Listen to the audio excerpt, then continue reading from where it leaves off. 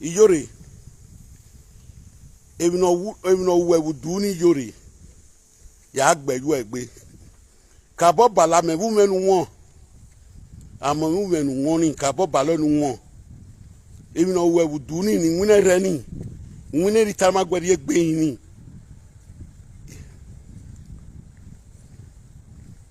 If this is win reta gwere you nu woni. Una we mo we nyama yan wo adogbe me la wa ya ka ma we okuta gbegbe no fekiri.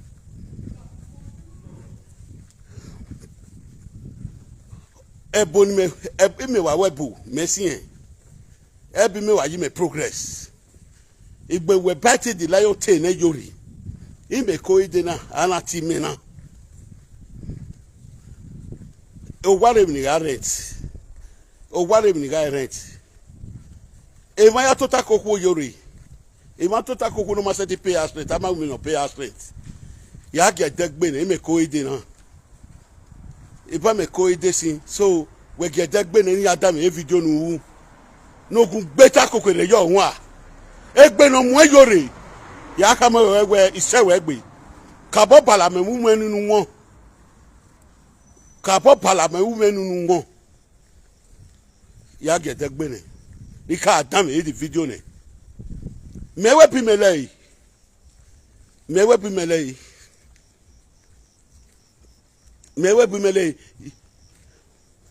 iya me makaka mu we me e seti sikeme me makaka mu we ne we e seti iwi seti isiko ya gbona ke ya fo wo mo jano e meme no meme o meme Iyore meme o the pressure pope e the pressure pope the whole world itale le go the pressure pope o ka we video gbe so o be ajunu ri agbe wa ti e delete video na ya do ya gbo e ijopo ehune o meme dana ugbowe imaseti ye we boya mo wa dede ni mi ebe ma beni me masena na emaye ma beni me masena emaye ma gumeka watch video na ne e video we wo tana we ima we asoboyo ima ya nwa ima yi wo gbagudu koni kam wa ya jo wa ka be dia ona we ya gbe me la wa we su wa e me ruwo un Iyore a egba mu o mai wa me we ro bi e buto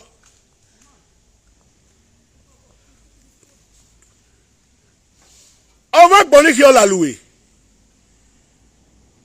iya we no sono me ije i sagiyan wa be the time aweni uti obodo me page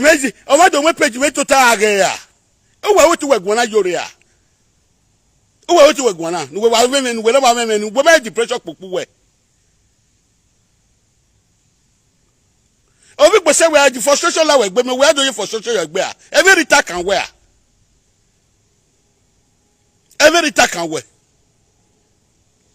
ese ritawe lo ya nyo se bi na wo si e wo pe ju we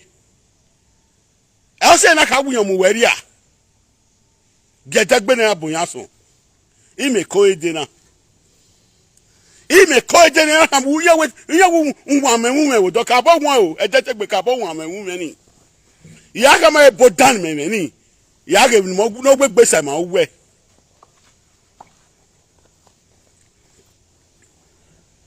gedagbe ne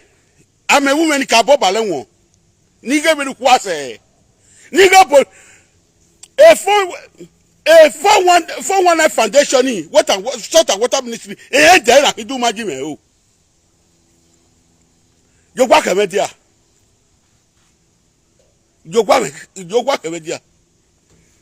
me na da yin we bi yin ya we ba what yin ya me ni se tai bo be tie me no de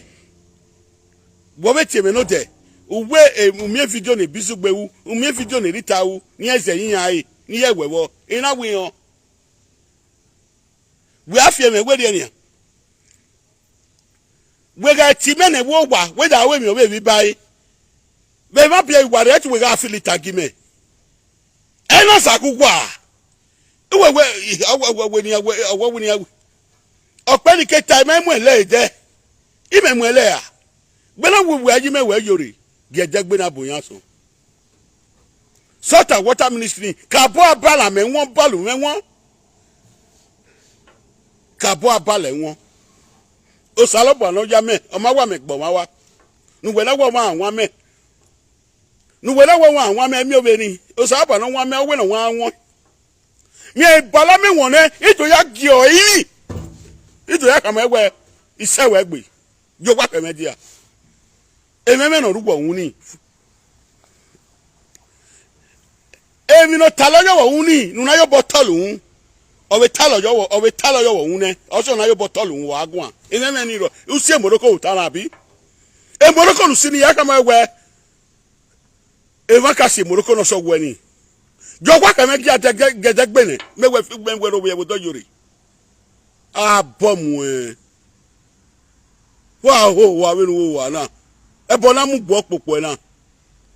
nínú àtẹ̀bọ̀ náà mú yẹ nínú àtà yìí ọ̀ ṣe gbẹ̀nà mú ẹ̀ wà hó wà wà gbọ́n dẹ́sẹ̀ nù mẹ́ dẹ́sẹ̀ nù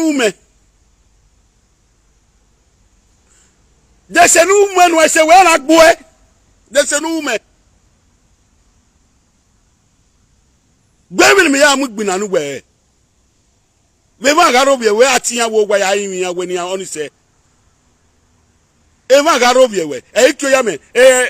ẹ̀ tọ́ ṣe bó mama ìyẹn yà fẹ́fẹ́ bìẹ̀ àti yàn yà ayé mi yàn wọ wà wọ́nì sẹ́ nù dàmé yàn mú ẹ̀ sọ yóò tọ́ ẹ̀ wẹ̀ náà wẹ̀ àdójì mẹ́wẹ̀ bàmẹ́ níta wẹ̀ náà zú wọ̀ náà ó wẹ̀ wẹ̀ àwẹ̀ náà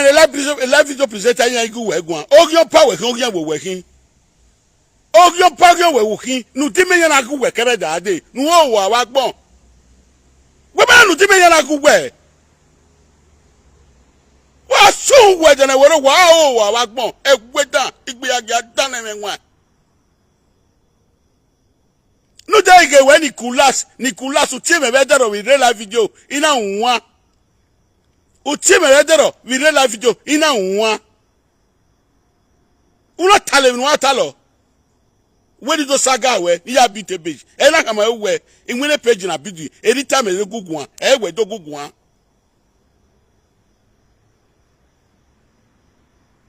we get comment we ma gbene yo nu ye me na re when we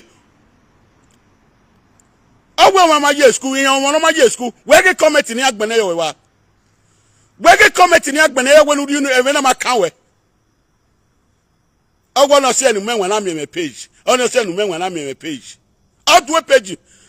ah voya le wogule voya le me iye wiye guana we umenwa do de bayin wa o wa gbon wa sunwu ọpẹruwe ke nu menwa uwe ti menwa lajo wo wa no do de ba we umenwa giwe umenwa giowe nuwe keti umenwa bisagara ogiewe wa undan why you boss yan ni ade uwe wi mo panu a mi ati koju wo yin ese gbo e life do wi mo ti koju wo wa gbon nu da gbe ni kuto o ma gbon we kin we no le Morocco we no le kakan obi ayunu ka wo ma we ne ma bo ma we na mo bogbe we ne pokpope we ne frustration gbe wa yo wa ni we no nene biegbe yo biegbe e mo to me we no nene biegbe yo biegbe biza wa gbon no me we life do wa ma gbon no we na ne emi nu wita lo ma we do ta lo di me ta le we me kata we live video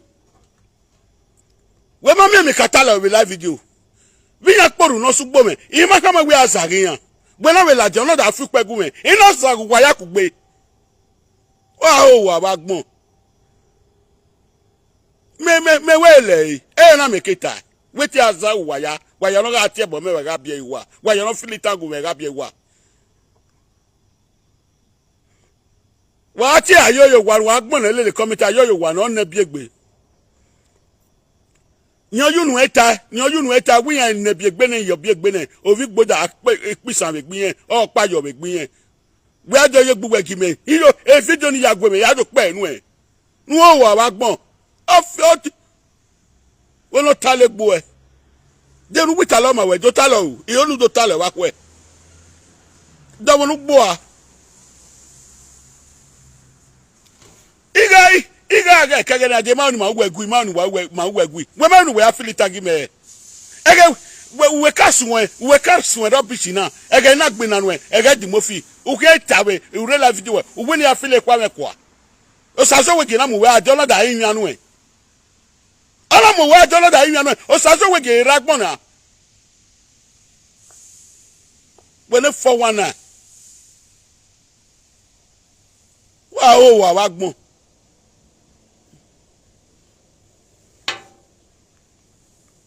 wa na ore olawa o wa mi no gweri tagwan uda pe gogo dan unwe susu egwia amewumeni amewumeni yonu do pala amewumeni won nu do pala amewumeni won mi aso wa pala imekela da wa kwe imu amewumeni isu mejuwe iwon iri akase mela dian iya to ku wegun a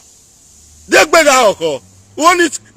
ni gemi gu aso na ne gbesu anyan we ne bi o o we do ya bi lo we ki yen utieme uwe uri owawe waya mo wa rent waya mo wa o iba ti we bedero uguro wa mo rent ina wo de kino orewe parisia wa mi won omo ya odini go ga se una we 960 ina we do am won omo mo rent nu total komigbo we atoge bania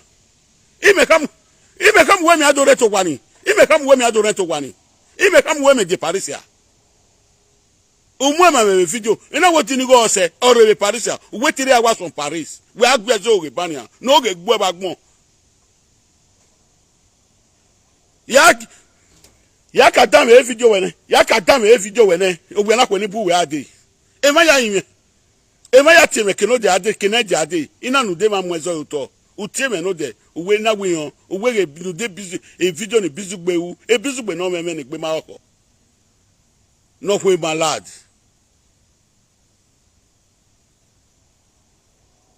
gbe maka o me atagwe o no je school mi ari ni me ya la live video na me ya so we la video gbe o me atagwe o no je school ari iri o no ma je school gbe majo me majo do no ya ti ebe me no da na egbe long time na lele we ku gbe wa wo ki me no America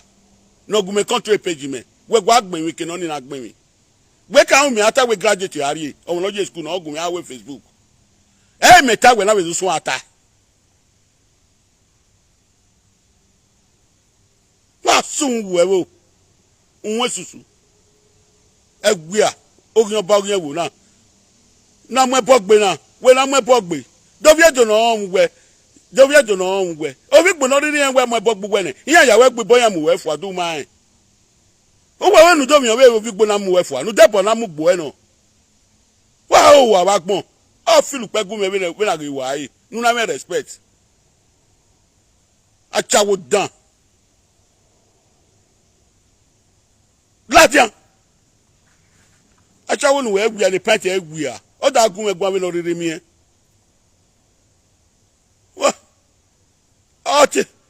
ọtí ma titi ọcha jẹbu o wa gbọn ọkàn náà tí ni ẹgẹ nínú gbìnà nu owó àti mẹpa pa titi ìparun ọ̀rọ̀ láyé ogun ògbó ẹwẹ náà tèmi náà ogun ògbéra gbújọ gbélé mọ́jú wa o gbẹnà tèmi náà ogun ògbó ẹgbéra gbújọ gbélé mọ́jú wa o ó sùn ń wà. Wa o wa gbon we no ti me na e bo no gbo kan gbi Iyore sise me na ma gbo na ewe sisu gbo enweri ta to gbo onweri ta to gbo Iyore mo me wu me ni la de anu do amewu me gbo e 419 awe mi laki nu dawe nu da When you want to take me Facebook now, no, I met a little work now. Emilaki, I go, man, ya rob you, Milaki, that way. Imagine what the way not say, one as soon word than a widow.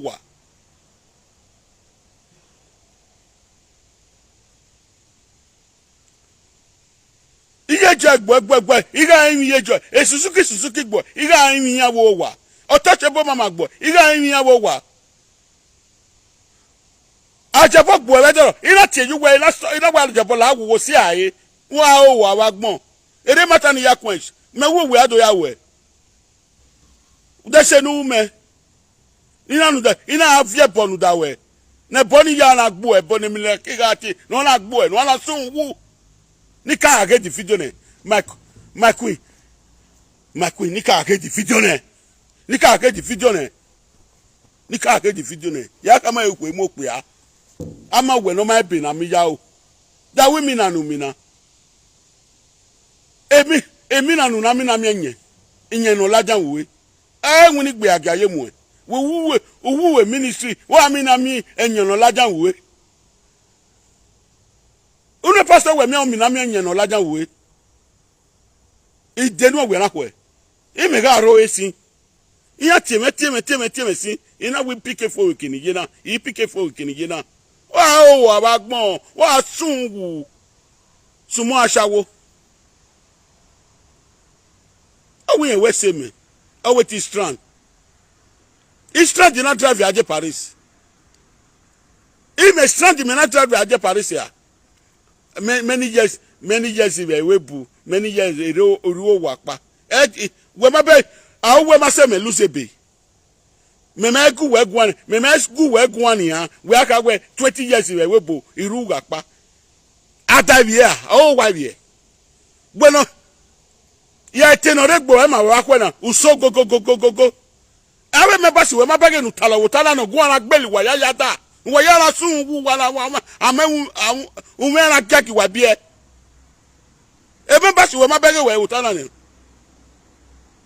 Wa tale no I talk where you egbe. Wa we me basi we no sun wu wa so idenu wa. Wa ya o wa. Ogun ba yen wo. Egbe dan wa gegbo nani go ya nu finian ma be o ma yawe mi agbon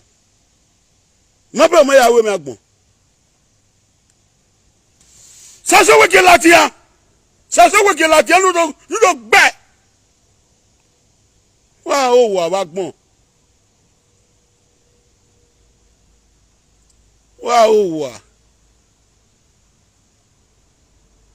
wa sun wedene wero wa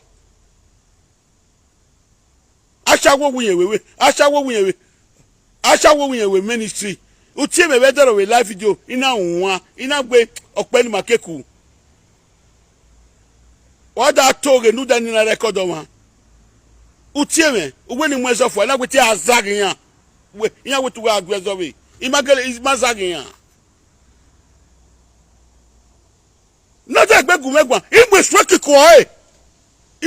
ko e botan ile yi nwa la sun we botan na gbo e o we atedo ye bi lo be leg we ya ge video ni ukege ni ade iyebo moko mi awe ni me yebo mu we agbe 14 days we ka re kini meje me na we mi ayebo mu noko we agbe 14 days we ka se kini meje wa sun bu Iyore no na jola yin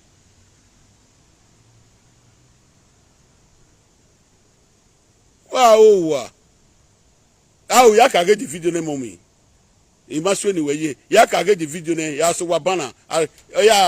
ya so wa bana ya ka ba biye ogbe na ko de da kan 5k ya settle am ya get the video ni bu ade Eritan no bien le five papa. Eritan no bien le five papa five bola. E wo we adogbe na na. No na o wa wagbon. No we return na sun wu e de na wero wa. E bia fa so you wa o. E te no mu na ni ka o.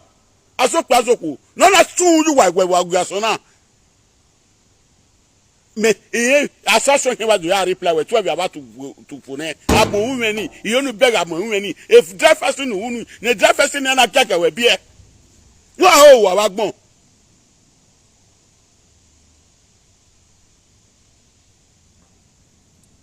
but the first person am gbogbo live video na o ma yese nu ya menwa o ma yese nu ya menwa nu gbeyegbe iya we ke no meme o ya go ememi ana gbo e wa gbon wa sun wu Iyore bi omo se láti ani ma do sun e awe pisho nu fi oju ogwa ni awe pishe ni ka o ya ni e jeje ya fi oju ogwa ni be nu egbe mo ma so mi na mi e pe to yin wi wo ogwa ni ni ha wa ta mege o ma fi o yin for not 40 days nu age ju ma so mi na mi e pe to yin mi o ko gbo a te gbe no mo e te unu fi o ka gbe no do gbe na nu e na when one of the women me down or one of the women me down no me page ni e come away ni e come away any time away ni no me page ni e we no jo work me di amamo page ni re when I agegbe jagbe repeat na one na sun go den wa do ta lowo gbe so gbe mati so gbe baka men me mo foyo ni lajan wo wa ni ga ajesin ni guwe nugu megun we alajani tiwe e alajani tiwe what we matter many lajan we Iyore zuwo wudo ememe like gbe wudo oyo bottle wudo ememe emi no tolowo wuni ni mi ni ana gbo e ma be ya kama conversation we have here wo memo hu ememe we si wene wutana wa o wa ba gbon wa sun gweje na woro wa ah yes bueni ehunu nene biegbe ni ware la video ni ehunu ni o de gbe to a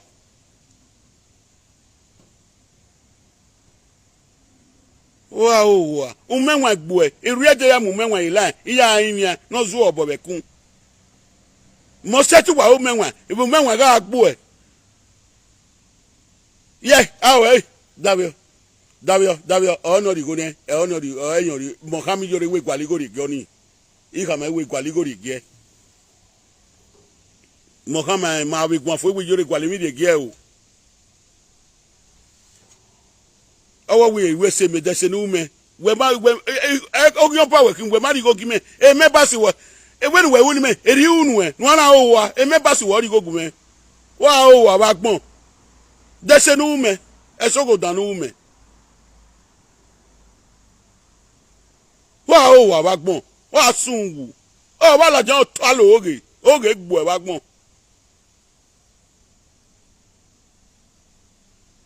o ma we no down of sakatu human being nukin sakatu human being nukin wa o meme no down for fo o ma o tu meme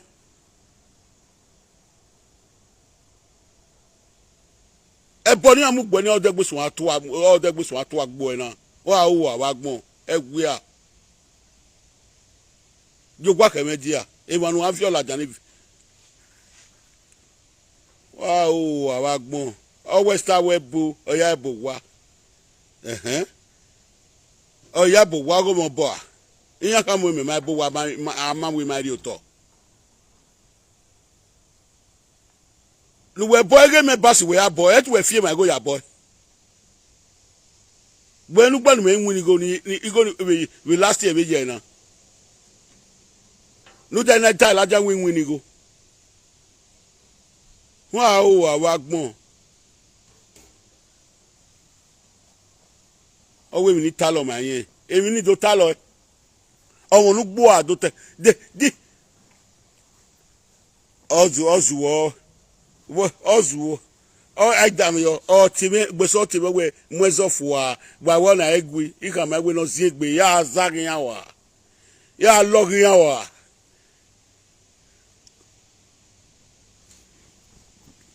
we ni egwo magwan ya atebo mi ni egwo magwan ni atebo me ni egwo magwan togwo agun wa okay ibudo ga ku enu je ni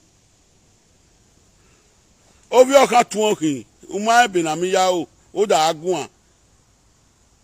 Wow, awagbon. Owe boni wu maya ma. E bonu we where ya be? E church ni we yo where ya be?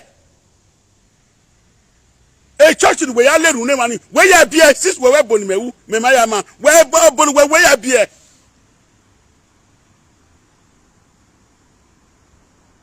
Oh, awagbon. Denu ya masewe. E boni mewu iya e biele, iya ri okupa sewe ayi. Iya imebe. Yeah, me am with ban a sort of water ministry. O Mario Monwe. Eh, agbale kini agbale tu we yi. Ni am we bogbo e varu va o ke ade we bo we. Wa do pay ge madam, ma pay o popo e na. Remember na la we gbe. E na we gbalo onu me. Ni do tale yakwa. Ogun ogbu wa we ta sun wu. Edita ne oda fun egbalo no oda fun o pe no bia na we Nigeria we no laja no do gun a. E ke mo laja. Only we po bole na. Wow, abagbon. Egwe awe na to yin na agin. Awe na dollar relationship. We na chi. Awe na dollar relationship ina egwe. Wow, we ta mo nwa.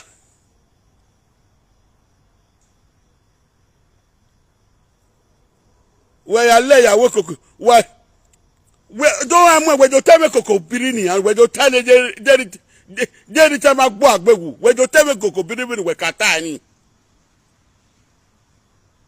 ne retire don woni we no teme koko biri wa yogu we tie de ma uwe ma dageja e video ni ro ne retire ha woni we no teme koko biri we ye ta kege ni adi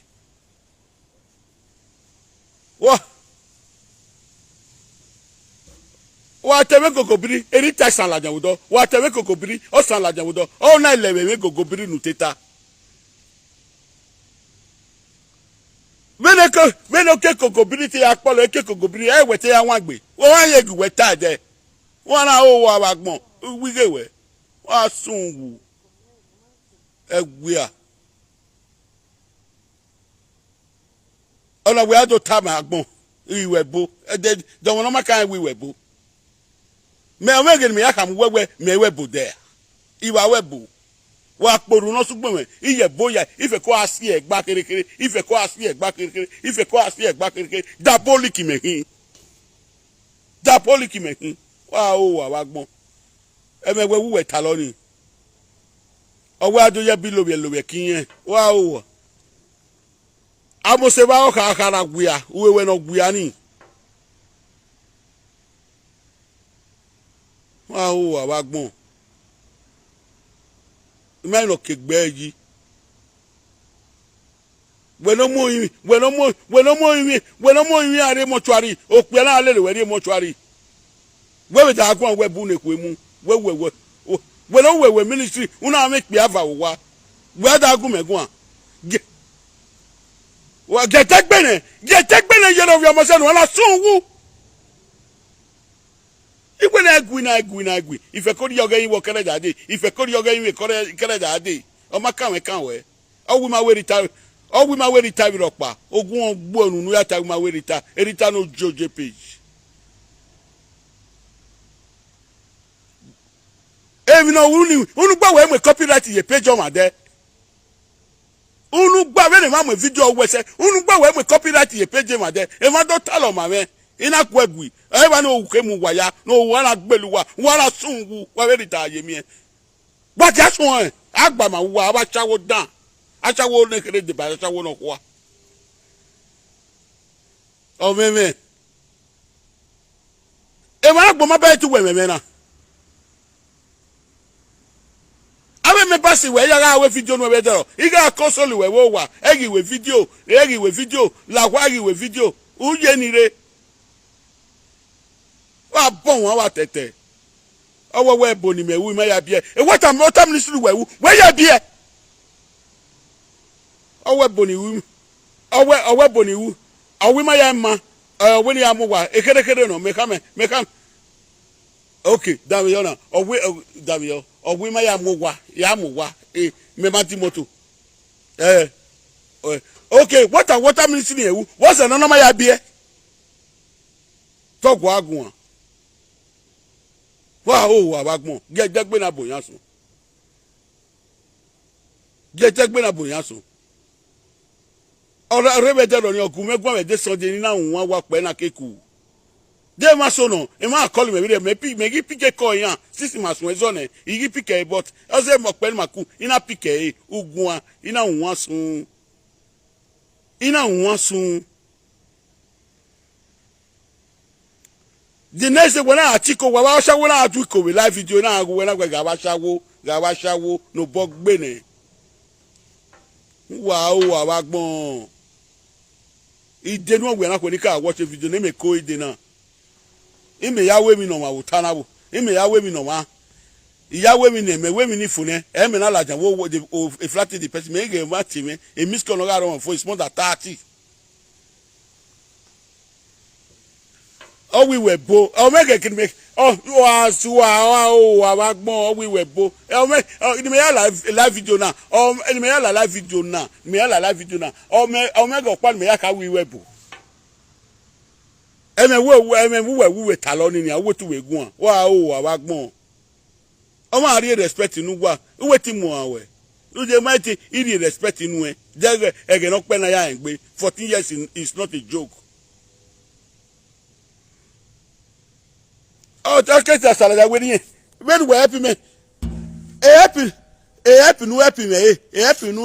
he don't return anyway he ga gbo Facebook iku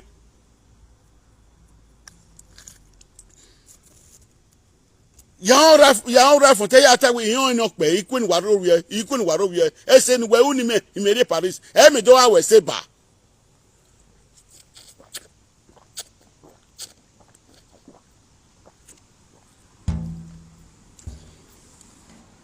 nu danere we na nu danere we na agbani nu danere no agbani ki awewe Facebook we tutiti umagwale mi no asotewe obiru yo bo ologo ma no sigegbo umagwale mi no asota wa zo we Facebook we tutiti wa ajo la yin mi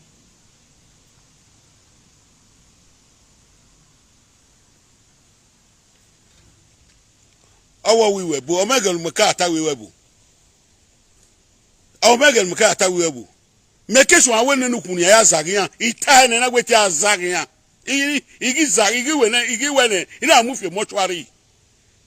ina amufie cemetery no mo page meni bawari again no mo page meni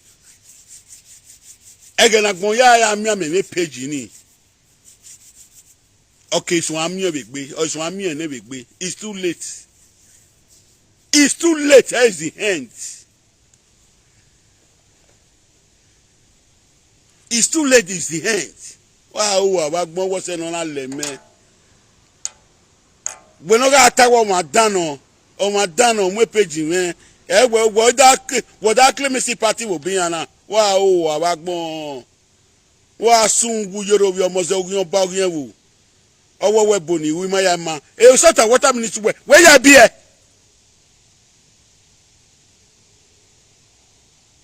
Iwe bo imi wa ti e bono wane oyan ti nu wa so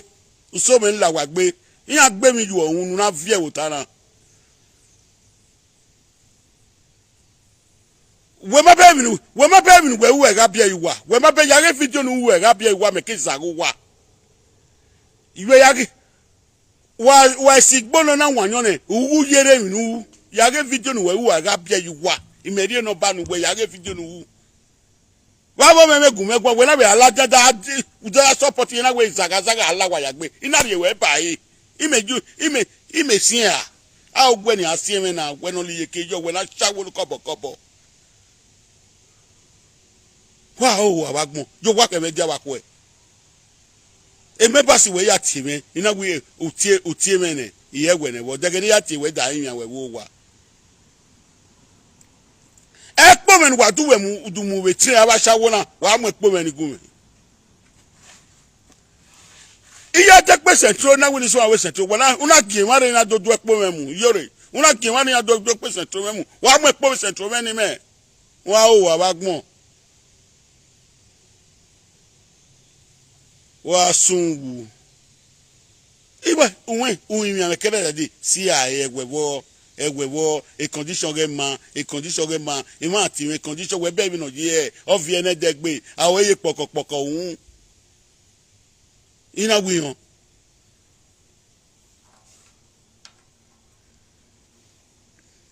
owo we me ebisu gbe dabio o meme ni no reference gumegwan ina wo no na hu mi na ona na huomi nena ogi ya ka winye me ika ogi we do fe boyo yari video ni re dime yari video ni re Iyore oge egbu e ba gbon wa toge meme sota wa toge ma ivie do be live video yan aja weji enji we na hin evinu eni omunu bu mi na mi eni no ga se boju onu ni ìhónú jẹ́ pé àmì nà mí ewé ká máa wá títíré o. Wọ́pá mi nà mí yẹn, wọ́pá mi nà ṣùkùṣùkù, wọ́pá mi nà mí àkúàgà, wọ́pá mi nà wíwé, ìmí nà ẹgbọ́ ẹ Joseph. Monica àtẹ̀gùwẹ̀ ẹ̀gbọ́n ìdá àròwé Monica. Monica tó gbẹ́ sàṣà ọmọ jà náà ẹ̀ ṣe yànnì mẹ́wùn wẹ̀dẹ́ Monica mẹ́wẹ́ náà GBC nọmba 1 mi àgàkìwé GBC wàyà ìwò àwàgbọ́n. De Monica me say ya me ga unu gwa ni a tebo nu gwa de Monica me ga we na daddy ku all the suit mugume